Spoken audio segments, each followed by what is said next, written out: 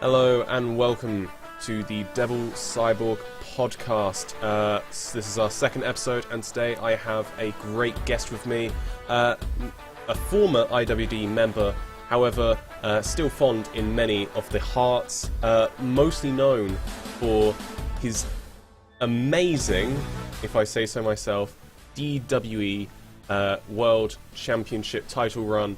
It is the one and only Nemo. How are you doing? I'm doing alright, it's great to be here. It's nice to have you as a guest as well. I was really thinking, can I get another guest, but I'm really happy that you stepped up and took the job, and I'm hoping I can have a really entertaining podcast for you today.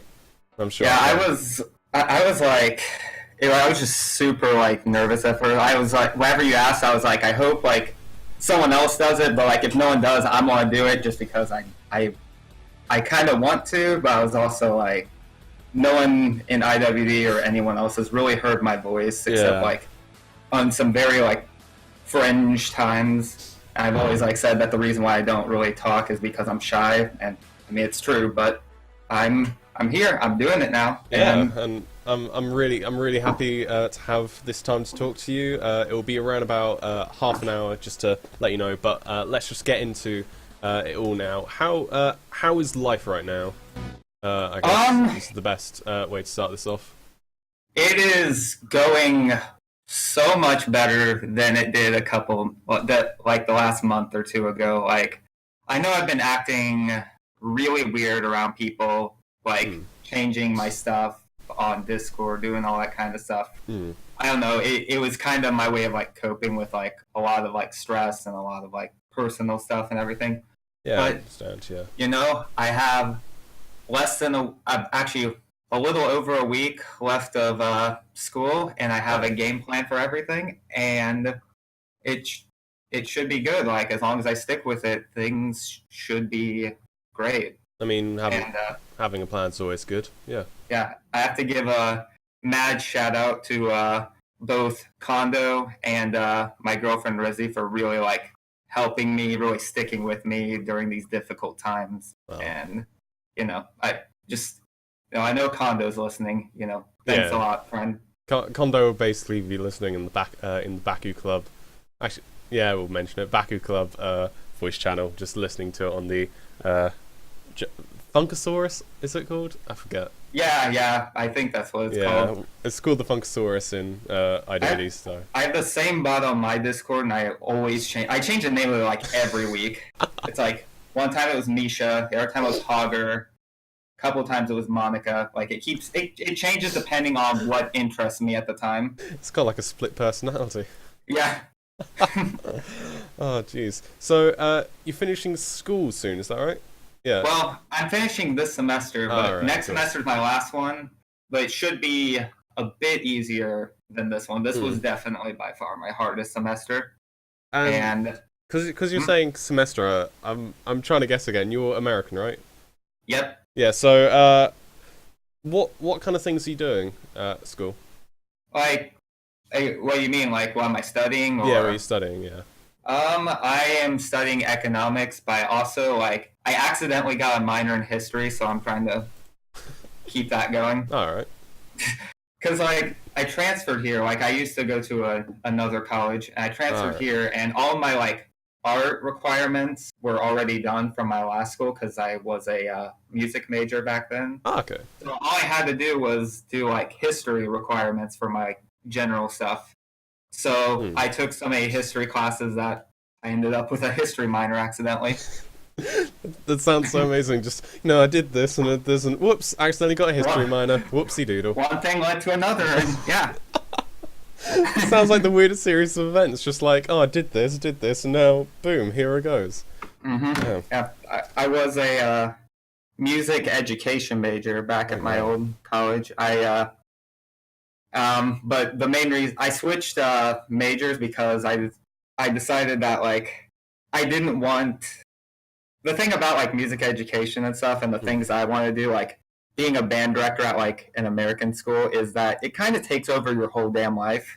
Oh yeah, like like teachers, they have to work like 8 hours a day every week, typical stuff.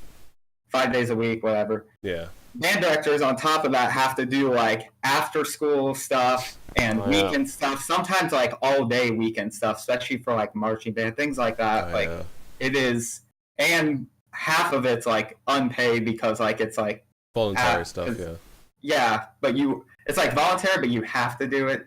So like it's just kind of a mess. I always say this. I don't know a single like band director that's been like working for over 10 years that hasn't been divorced yet. So it's a pretty it's so time. It's mostly because like they don't really have time for anything else. Yeah. And I didn't want to be like that. So I changed into something I thought would be like practical, but it's also extremely difficult, hence all the stress. Yeah. But I think that it will pay off in the end, Yeah, and are you enjoying economics right now? I am. It's interesting. I mean, I honestly kind of was never super great at math, so that part's really hard. But I love like reading like the literature on it and the like, I don't know, like the more I guess practical applications of it, I really like learning about. I mean, math's a bitch for anyone, really, because I'm doing computer science right now, and I've got a whole big math module, so it's not fun for anyone, especially when it just gets put into something which doesn't have the word math in it. That's the annoying thing. Yeah, it's just absolutely ridiculous.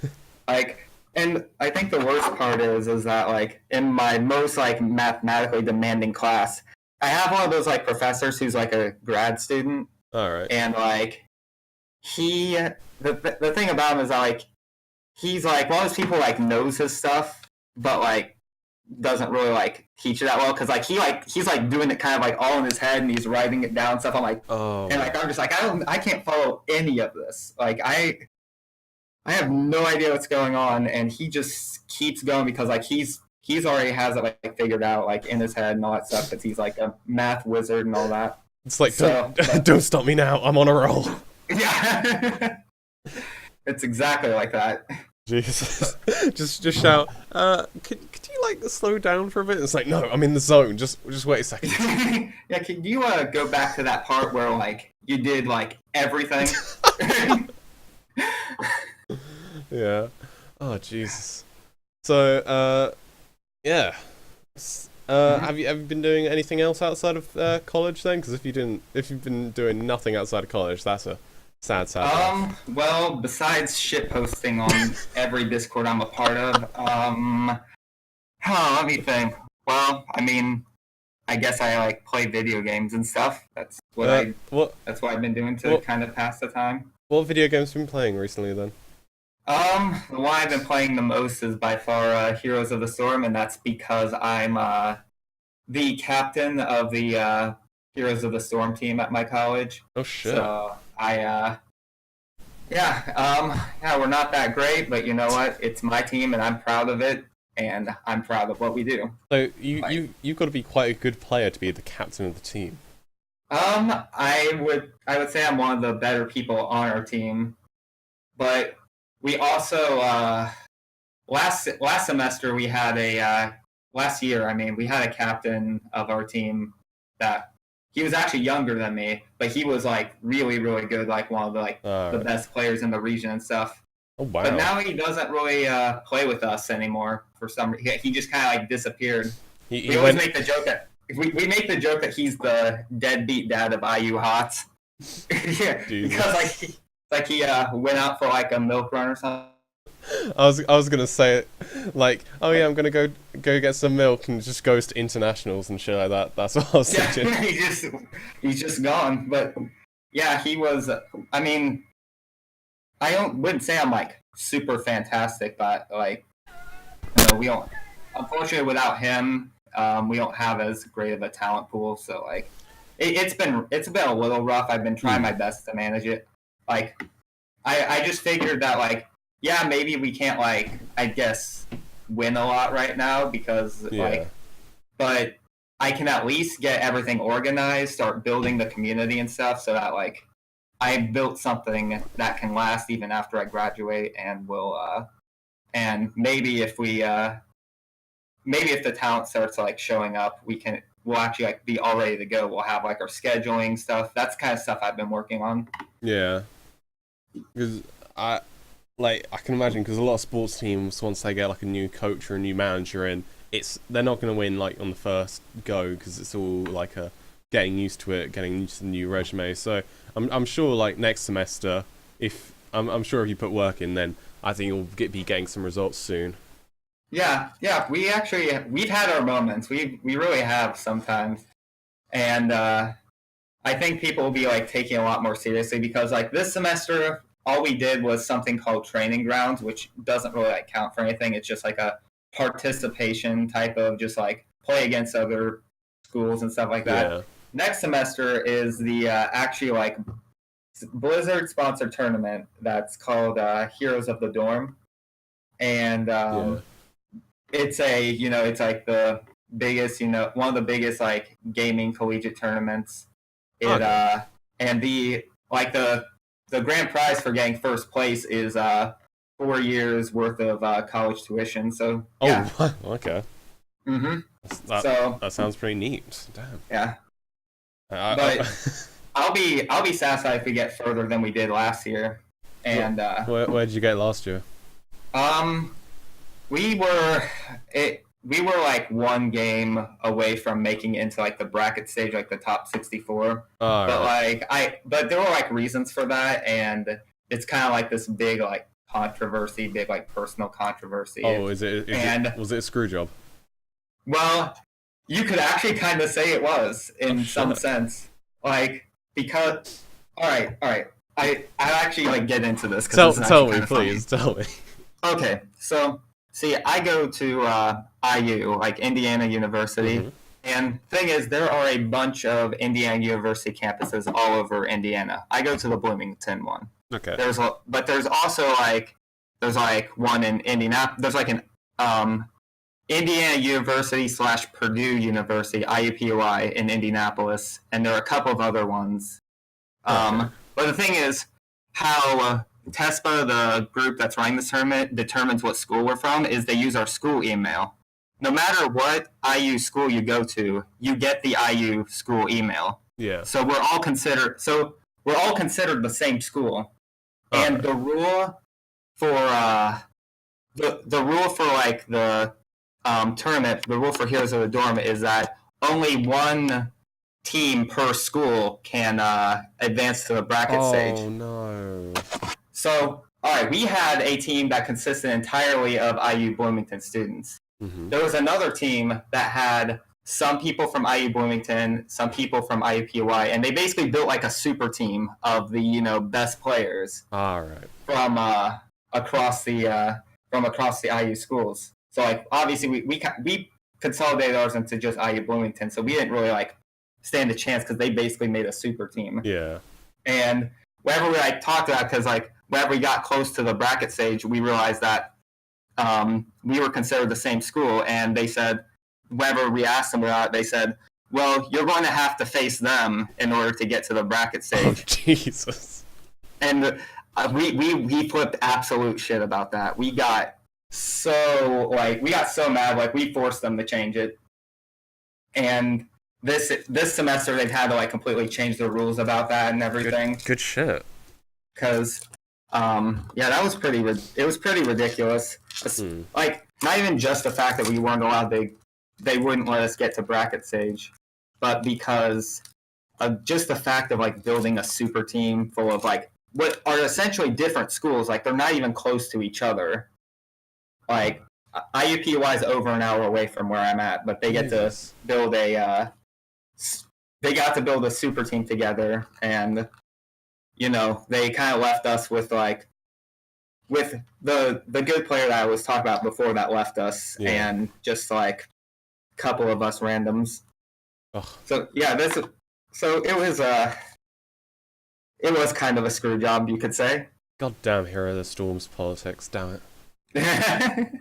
Jesus. I definitely won't miss that. I mean, I probably won't go any further in case, I get put in TESPA jail.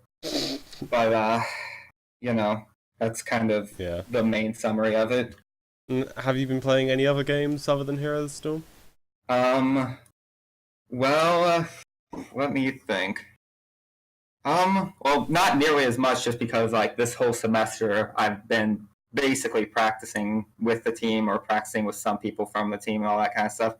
Yeah. I mean, I did find time to try out a game that was actually recommended by someone on the IWD, or well, not really recommended. They told me they asked someone to play it for them to see if it's okay for them to play, because it was like they said like it has warnings about like don't play this if you have like depression or anxiety and stuff. And Jesus. I said like, you know what? I don't think I have enough stress, so here I'm going to play it and tell you what I think of it. And a game is called the game is called Doki Doki Literature Club, and as you can see by my profile picture and things like that, you could say it changed it changed my life a little. It's really well made. Like I tell people, don't let the like weeb anime aesthetic like fool you. It's really good and really worth playing. All that weeb shit. Yeah. Mm-hmm. Yeah. I mean, well, I'll be honest. I'm not an anime person at all. Yeah. Like, I've seen one like full like A single anime. One like anime series beginning to end. That's only because it was 13 episodes. Oh, fair enough. Yeah. What? But man, that one broke my heart too. Like that's probably why I stay away from it, because it always breaks my heart every time I try to get into it. Would you care to say what anime series that is? It was Angel Beats. Ah, okay. An anime recommendation from Nemo. Yeah, I guess. I mean, most people I've seen call it entry level stuff, so they probably already know about it. Yeah. But you know what? It's my entry level weeb trash. I mean, my level of weeb is Studio Ghibli films, and that's it. Oh, my girlfriend loves those. I'm like the entry level of the entry level, basically. I'm sorry. I mean to like. Do you have some like you really like? I know. Were you about to say something? If it isn't too much of a subject change, I wanted to talk about. I know Kondo talked about how like he's planning on actually like doing wrestling. Oh yeah, of course, yeah. And stuff. I mean, I'm a little ways away from that, but you know who isn't a ways away from that is my older brother. He has been training to become a wrestler for the past couple months. Wow. And he's actually, I think he's making his debut in January. I think that's what he told me. Oh shit! Damn. Yeah, he's I guess I can like bring up some of like his information. He's he's going to be wrestling for the small like indie like promotion called it's called like New Era Wrestling. All right. And the abbreviation is New NEW. But anyway, it's like the Persian, just New Era Wrestling, New Era Wrestling. Mm-hmm. Damn. Yeah, and I think the coolest thing about it is like he's being trained by some pretty legit people there. Like I'm actually, because like like the whole trash bag wrestlers, like the really like cheap looking like indie shows where like people like wrestling like street clothes and all that kind of stuff. Like this is like not it at all. Like they have their own person who designs attire for them. Oh damn! First off, they have some actual like people with real wrestling experience. They have a referee who was once on SmackDown, I believe. Oh wow! Like, so your brother's in good hands then, yeah. Yeah, definitely. And I think my favorite thing about all of this though is that he used to like never use social media like at all, but his trainers told him that he needed to like start using it to promote himself. So now he's like on Instagram, on Snapchat, on Facebook, like. So he's posting like videos of him working out and like pictures of himself. But like it's really funny to me just because of how little he would like be on social media before that. Yeah. But like now he's on like high school white girl levels of social media. So I think that's the thing with wrestling these days. It has a very large social media presence, so yeah, absolutely. wrestlers need that kind of like presence. Even Bray Wyatt, the man who comes from a backwards cult, has a Twitter account. He has a Twitter, and Yeah, it's weird. it's kind of funny how like his Twitter really switches between being like in character and not in character.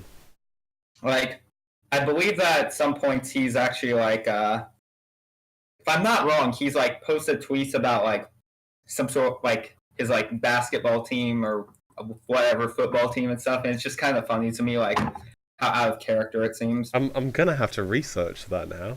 Maybe this could have all like been like a fever dream or something, but like I feel like that's happened before. A dream of Bray Wyatt's Twitter. Well, 10 out of 10. Who wouldn't dream of that? Seriously. Yeah. Speaking. I am. Oh, are we going to talk about Broken Matt or Woken Oh Matt? yeah. Oh, I was about to say talk about Raw and SmackDown. Broken Matt is a great entry because last yeah, week because we're talking about Wyatt and yeah. Yeah, because But, last like- week with Kondo, I was talking about like the Riot Squad and Absolution, but now you've brought up a really valid point in Broken Matt, the new big thing on wrestling. So go ahead. I am super excited. Like honestly, like I know most people are excited about like just the whole Matt Hardy, Woken Matt stuff. I also really hope this does good stuff for Bray. He's really needed to like revitalize his character. But it seemed like even in their like back and forth promo, like Wyatt seemed to be like, even he said, he's like very excited, I guess, you could say about this, like that this is like something he's been like waiting on. Yeah, because they were tweeting like last year in July about like a war between them, and it's nice that they've kind of able to do it. But the only thing I have a gripe with, and I know I'm criticizing right now, is that Matt Hardy's just like, oh yeah, I went woken last week, and now I do all this talking, and then Bray's just like, oh, you weren't the only one that changed last week. After I got that win, I felt alive again. And it's like, oh no, he feels alive and he's gonna lose to Matt. Oh shit. Yeah, but and down goes Bray again. Another thing, I guess, is that I feel like this is a rivalry that a character like Bray Wyatt can really like sink his teeth into. Like it feels like I just don't think people like Finn Balor work really well. I guess besides maybe the like demon stuff, they didn't really do a great job with that. But like I think Bray Wyatt really needs to like go against other like over the top characters. Like really like, but it's really hard to like. I think it's even harder to take Bray Wyatt seriously whenever you see someone who's just like I guess a literal like normie, going against him, I mean, acting like a normal person around him, responding to him like a normal person would. It feels like it constantly reminds you that Bray Wyatt's a fictional, outlandish character. I mean, do you remember that Bray Wyatt was WWE champion? Yeah. It gets harder every day to remember that fact. Oh Jesus! Leave the memories alone. Oh Jesus! What did they do? Yeah, I don't know how they could have. And it's all because Randy Orton wanted his win back at WrestleMania. Yeah, he had to cash in that Brock caved in my skull card, It's all because he allowed himself to get beat up by Brock Lesnar at SummerSlam. And he was like, I want my win back at WrestleMania if I do this. And Wyatt was the unfortunate victim of that. Yeah, but then who really came off worse? Bray or Randy? Because remember, Randy lost the title to Jinder. Yeah. But also, like, Randy could lose, like, for, like, an entire year and he'd still be like over because he's Randy freaking Orton, and I mean, for some reason the casual audience likes him no matter what he does. Randy freaking Orton still lost 3 times in a row to Jinder. Oh Jesus Christ! I'm happy AJ has the belt again. They actually had a pretty good match together, and I think they'll have an even better one since it's going to be on pay-per-view at Yeah, at Clash of Champions. a lot of people were talking about their most hyped matches for Clash of Champions. Everyone's saying like the tag team match. Now it's being released 8 p.m. Thursday. It'll be fine. Now it's the fatal 4-way for the tag team match. I think it might be a bit overcrowded. So AJ versus Jinder is kind of the match that I am the most hyped for. Yeah, it feels like almost every match is getting that overbooked style because like the women's match has everyone ringside. The Lumberjills, as they called it back in the Divas age. Mm-hmm. Oh. It's going to just be really wacky. And then you've got Ziggler with his... Oh yeah, Ziggler's in the United States Championship match for no reason. I mean, I'm happy they're doing something with Ziggler, but yeah, where's his momentum? He's probably there to eat the pen, to be quite honest. It's like Ty Dillinger in the United States triple threat match earlier. The thing is, though, Ziggler has history of both Baron Corbin and Bobby Roode, though. So yeah, it could be interesting, but he's likely just there to eat the pin. Yeah, true. Unless they do pull off a really odd thing and actually super swerve and just have Ziggler win. Oh my god, yes! It wouldn't make any sense to the story whatsoever. Just have Ziggler win, and it's like it's the way to try and keep him on because they need someone to feed to NXT call-ups. Yeah, I'd pop. I'd pop nevertheless. I mean, I won't have anyone to pop with anymore, but yeah. See, I have this weird thing. I'm not sure if it's just because like I'm a natural contrarian or something, but like there's like one person on both Raw and SmackDown that I really want to succeed, and it's the person that everyone hates the most on both brands. Like SmackDown, it's Jinder, and then on Raw, it's Jason Jordan.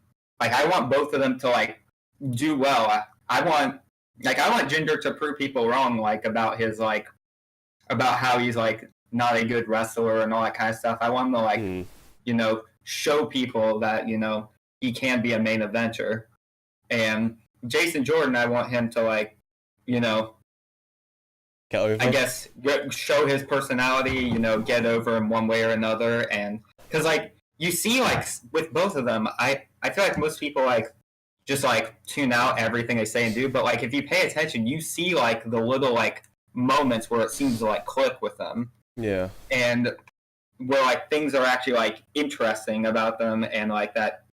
Like my moment for like Jason Jordan was it was the week before this one.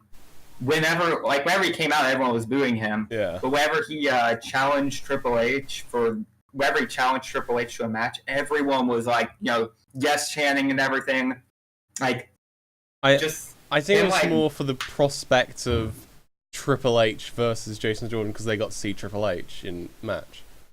Well, I mean, it still works. I mean, over is over, in my opinion. I mean, with Jason Jordan at the moment, he's at the spot where he's kind of at the Roman spot right now. Whenever he talks, he gets booed, which is kind of bad.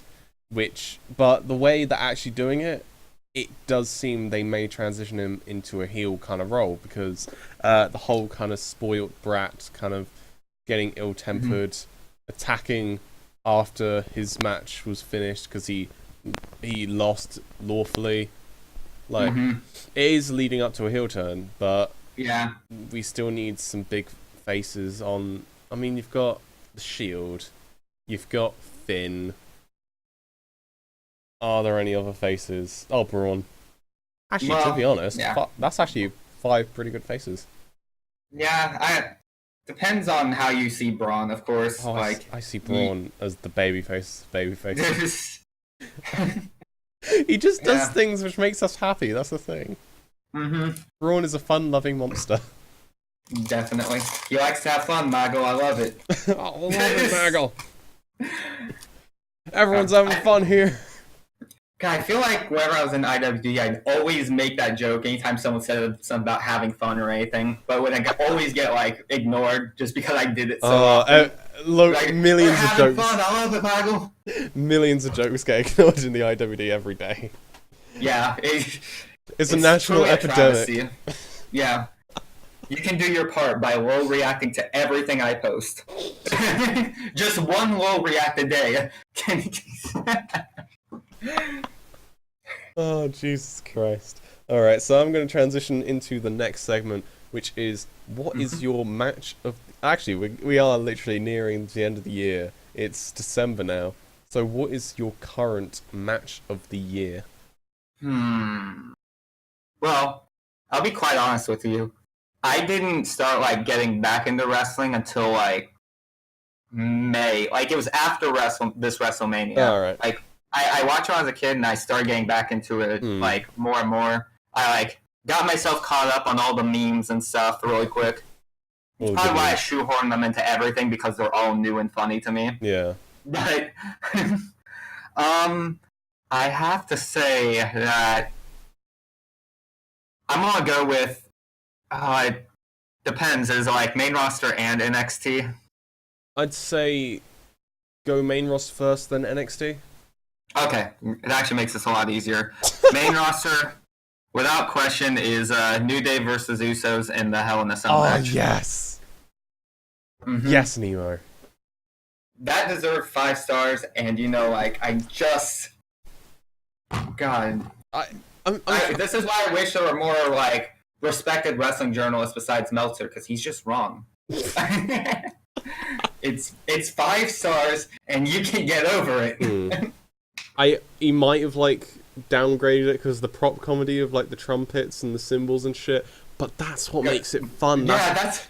Like, it was innovative, and it had so many spots, which was, like, great. I feel like he rates things based on, like, their, like, what would I call, like, epicness, Yeah. Like, like, this, like... Kind of the match quality. But it makes it, like, but it makes it so pretty much, like, anything, like, anything comical or anything that happens, like, brings down the grade, which I don't think is always fair, because if a match is super entertaining, it has, like, high impact spots and also some, like, funny stuff and everything, I think that's, like... Yeah, because... I don't think that downgrades it. Because in New Japan, there's the wrestler Toriano, who's basically known for comedy. Like, he uses, like, salt spots, like, in DVDs, and, like, it's fun to watch Toriano's matches, because he's a wacky character and he makes the crowd laugh. But it's unfortunate, because Meltzer always rates him so low, and it's hilarious sometimes, but it's kind of sad as well. Yeah, because, like, it makes it seem like the wrestler isn't talented, even though they really are. They're just talented in a way that isn't... They're just talented in a different way. They're showing their talents in a different way, I guess. Yeah. And you said you had an NXT match of the year as well. I have a guess at what you've picked. You have a guess? I actually want to hear yours, because, like, honestly, whenever I said that, I was stuck between... 2 matches. Yeah. 2 NXT matches. Yeah. 2 different ones. I mean, do you want to hear my NXT match of the year? Yeah, sure. Dream vs. Black. Yep, that's one of them that I'm stuck on. Oh, okay. And what's the other then? I really liked Ember versus Asuka. That's my second place. I thought it was fantastic. It was really good, because it could have been, like, positioned as, like, Ember finally getting her moment, but it played so well in keeping the undefeated streak intact. It was just perfect. Like, it made me, like, want, like, more than anything else for, like, when Ember goes up to the main roster to be the one to end Asuka's streak. Because, like, it would be, like, so, like, full circle. Like, I think either her, like, first... she beat Bayley for the NXT Women's Championship. Yeah. Asuka did, right? So I think it should either be Bayley or Ember, because either way it comes full circle.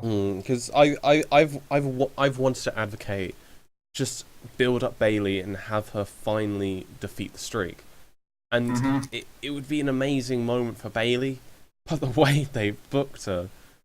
Yeah, if she does, they need to get, like, don't make a new T-shirt for her. Just give her the exact same T-shirt Brock Lesnar had whenever he beat the Undertaker streak. She just walks out with the eat, sleep, defeat, beat the streak shirt. Eat, sleep, defeat the streak. Oh, gee.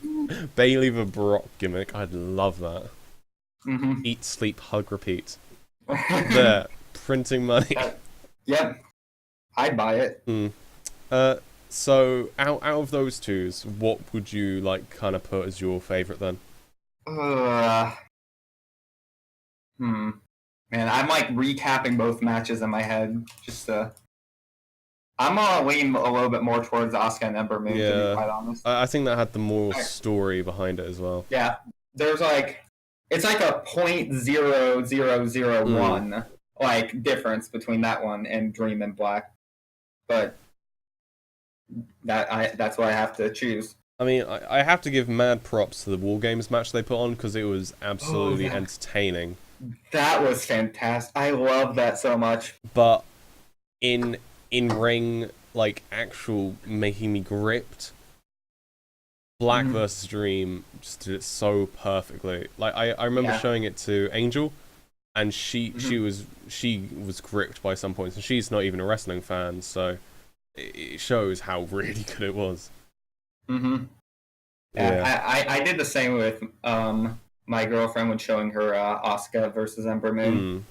Because like whenever the match started, she was all about Asuka, and but by the end of the match, she was just like, I wanted both to win. Like, both can't win.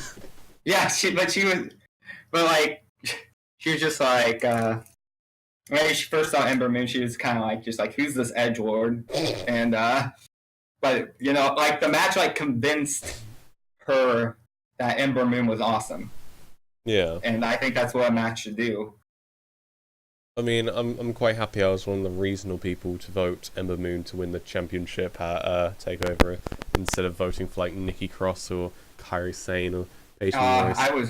I was dumb and voted for Kairi. I don't know. I should have realized that it's not that I wanted her to win. I wanted Ember to win, but I just for some reason thought that Kairi was going to. I just kind of had like a mode of elimination. It was like, it's going to be Ember. Yeah, I'm surprised so many people wanted Peyton Royce. I guess I never saw the appeal of those two, of her and. I mean, they are a good duo. They're iconic, if you will. Yeah. Yeah. Yeah. But I don't know. Yeah, it's a weird thing. Yeah. But you know, the next couple of weeks, I feel like are going to be the Kairi Ember show. Ooh, yeah. For the women's division, but that'll be fun. I won't complain. That'd be fun. Yeah.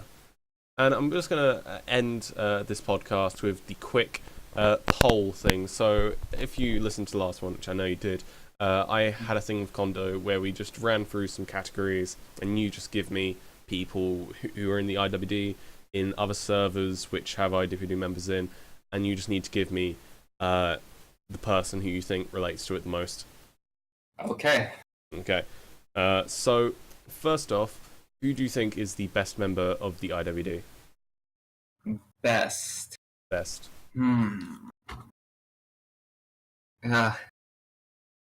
Really put me on the spot here. And it put Kondo on the spot as well. So it's the more difficult question of the four. Well, you know what? I'm just going to do it. I'm just going to vote for Kondo.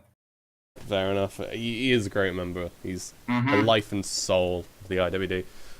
Absolutely. Next category, best friend in the IWD. I can't vote for Kondo on everything, just vote for him again. Vote for him again. Do it. Because he has been like the closest friend I've had on IWD. So there you go. God, Kondo getting 2 for 2 right here. But going into the next one, most likely to win a video game contest. Okay, so this is one that he isn't going to get. A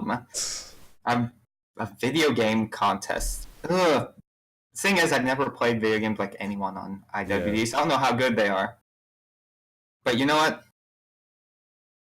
I'm just going to say there's only one of us that is on an actual team, so I'm going to vote for myself. Jesus Christ. Just vote for myself. Let's go. Ultimate heel? Pretty much, yeah. And last but not least, most likely to win an actual wrestling match. Most likely to win an actual wrestling match? An actual wrestling match, yes. Oof. I'm trying to think of who's really jacked. Real Jack, baby. Well, is there someone who's at least really tall? Because then Vince will at least book them to win. See, that's the logic Kondo went with as well. Really? Yeah. Yeah. I guess I have to go with Jake. I think he could do it. Fair enough. Because Kondo went for Dutch because he knows that Jake's a bit more slim than I think Dutch is, so he just went for the tall and a bit more bulkier. Now I want to see a wrestling match between Jake and Dutch. Oh, same here, actually. Shit. We gotta book it, Vince. And then they form into a tag team called the Big Boys. Done. We're done with this. We've we've created the perfect tag team, and I think that's a great way to end this podcast. Thank you so much for coming on. Thanks for having me. You've actually been an awesome guest. I have to tell you that. So thank you all for watching the Devil Cyborg podcast. I will be here next week with a new guest. But until then, goodbye and good night.